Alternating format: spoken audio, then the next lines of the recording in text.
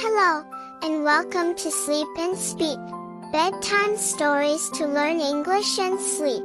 Get cozy, close your eyes, and let's begin. Today's story is called The Flying Horse.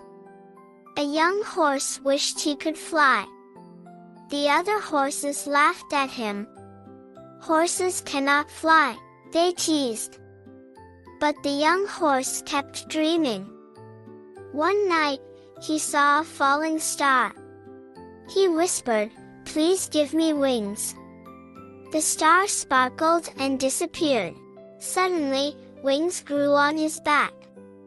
He soared over the meadows. The other horses stared in wonder.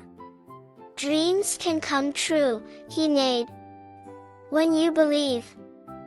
He soared higher than the birds. He flew far and wide, never to be seen again. The end.